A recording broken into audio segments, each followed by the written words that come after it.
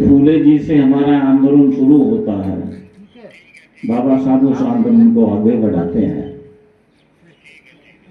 करीब 1944 में जब बाबा साहब मद्रास जाते हैं तो वहाँ एक स्पीच देते हैं जहाँ पे ईसाई लोगों का भी उधर संगठन है, एससी का भी है, सबके बीच में जो उनका वायसराय की कमेटी में उस समय वो मेंबर थे, तब की बात है।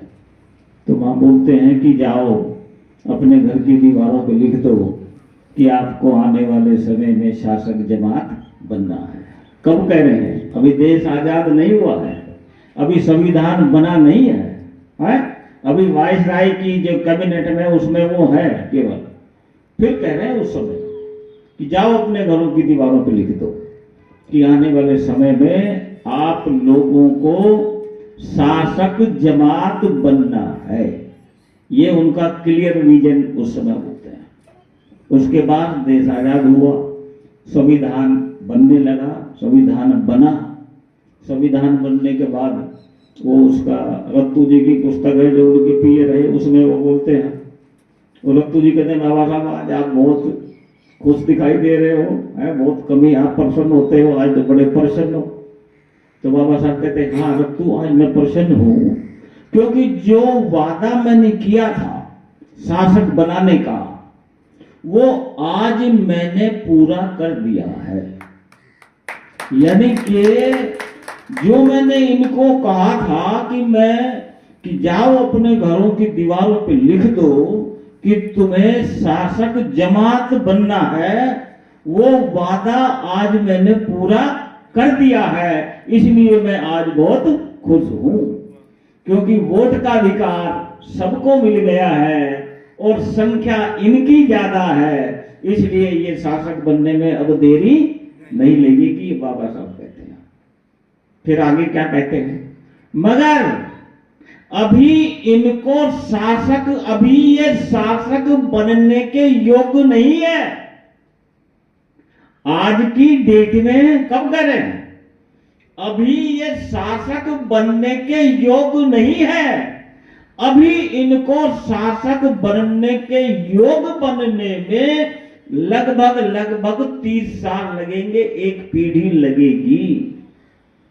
तो अगर हम वहां से काउंट करते हैं, 50 में संविधान लागू हुआ तो 30 साल लगा लिए जी, कहां आ गए हम? 30 साल में 80 में आ गए। और पूरे देश में जो वैचारिक उथल पुथल मची है, जो सरकारें हिलने लगी हैं, जो सफाई होती थी, जो प्रांतों की सरकार गिरने लगी है, जो डरने लगी है, ये 80 और 90 का पीरियड ही है।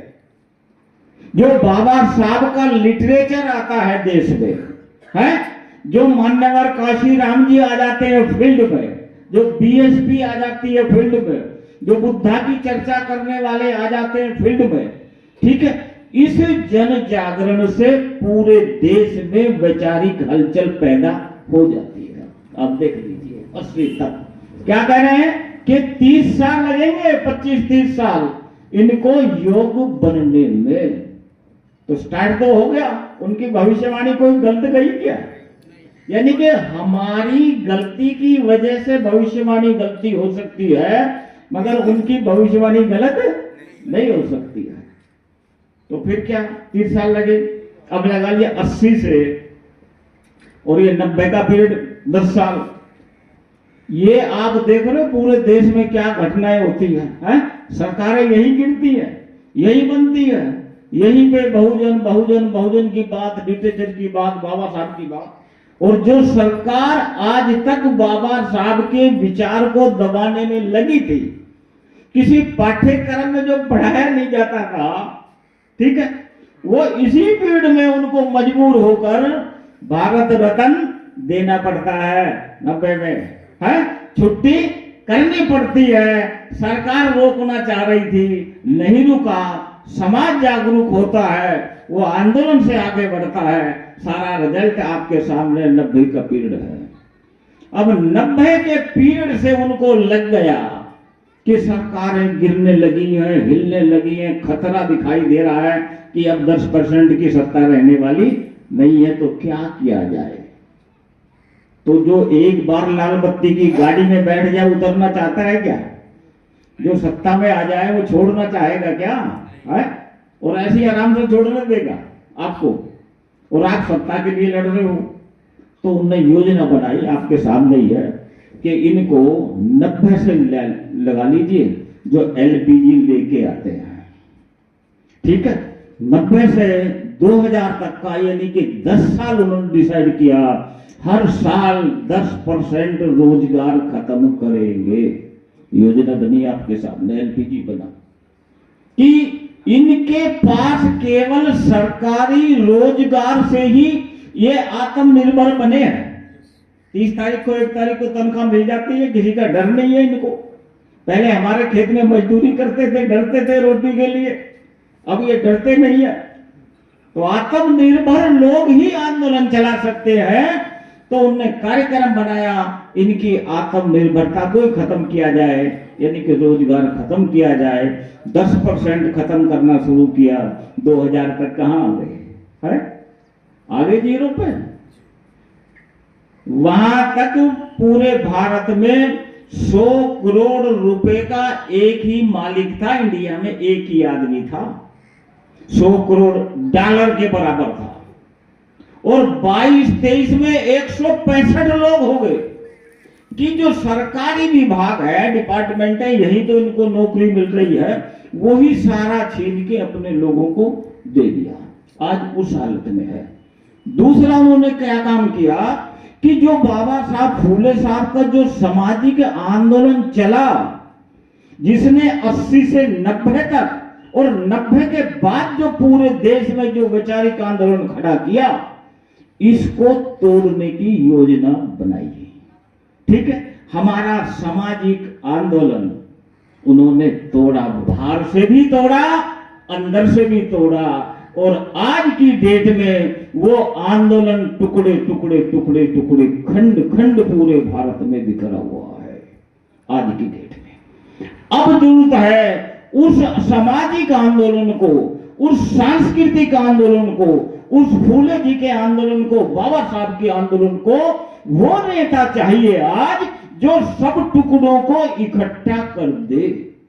जो ये टुकड़ों में बटा हुआ आंदोलन है, जो कहीं भी प्रभाव नहीं डाल रहा है, जिसका उनको डर नहीं है, एक कुर्सी को भी डर नहीं है उनको, इतना आंदोलन के हमारे टुकड़े कर दिए गए हैं कि आज उस आंदोलन को जो जोड़ दे, ऐसे युवा और ऐसे लीडर आपको तैयार करने पड़ेंगे।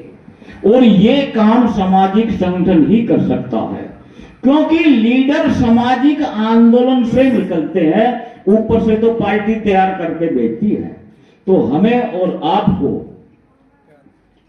किसी का भी कार्यक्रम हो, फूले साहब बाबा साहब की विचारधारा का आंदोलन है, इसलिए हमें उसमें जितना साथ सहयोग हो सके उसमें जाना चाहिए, उसको साथ सहयोग करना चाहिए। हम उस सामाजिक आंदोलन को जो बट गया, वो जो सांस्कृतिक आंदोलन में बट गया, जिसकी वजह से राजनीति मजबूत होती है, उन्होंने सारा जोर हिंदू हिंदू हिंदू हिंदू संस्कृति पे लगा दिया। हिंदू राष्ट्र, हिंदू धर्म, हिंदू राष्ट्र, हिंदू संस्कृति, हिंदू धर्म, हिंदू राष्ट्र, सत्ता में आ गए। आपको कौन सा विचार संस्कृति इकट्ठा करेगी?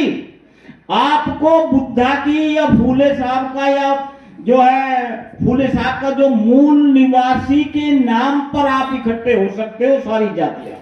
हम कितना ही कहें कि हम जातियों में नहीं बटेंगे, बटे हुए हैं, क्योंकि वो पहचान उनकी दी हुई है। उस पहचान को अगर खत्म करना है तो हमारी ओरिजिनल जो पहचान फूले साहब बता रहे हैं उसको हमें मानना पड़ेगा कि हम चमार, नाई, तेली, धोबी, कुमार, मांग, मतंग, अहिर, जाट, गुजर नहीं है। ये गालियां हैं, ये हमारे को बांटने की साजिश है। हमारी एक ही पहचान है कि मूल निवासी है, और वो संस्कृति, वो संस्कार, वो संस्कृति का आंदोलन चलाने वाले लोग और वो सामाजिक आंदोलन चलाने वाले लोग इस आधार पर समाज का निर्माण कर सकते हैं। इस संस्कृति से समाज का विचार का निर्माण हो सकता है तो हमारी कोई ताकत ये टुकड़ों में बटा हुआ जो हमारा आंदोलन है वो इकट्ठा हो सकता है। तो उसी में हमें लगना चाहिए, हम भी उसी में लग रहे हैं। आप युवा साथी तैयार हो रहे हो, ये बड़ी हमारे लिए खुशी की बात है कि युवा निकल के आ जाए तो अच्छी बात है। और अंतिम एक बात कह खत्म करता हूं कि जीवन एक बार है, बार बार जीवन नहीं है। एक बार ही आप अपने घर में हो, अपने परिवार में हो, एक बार ही इस जाति में हो, एक बार ही इस समाज में हो। दोबारा जन्म का मामला तो फिर किसका वेट करना है? माँ और बाप परिवार आपसे उम्मीद लगाए बैठा है, समाज आपसे उम्मीद लगाए बैठा है, संगठन आपसे उम्मीद लगाए बैठा है। तो हमें सबकी उम्मीदों को पूरा करने के लायक अपने आप को तैयार करना चाहिए ना। ठीक है, तो तैयार कीजिए।